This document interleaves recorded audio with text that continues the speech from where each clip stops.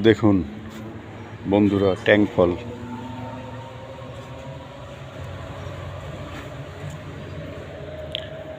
কি সুন্দর ট্যাং ফলের চারা করেছে দেখেন, আরো আছে সামনে।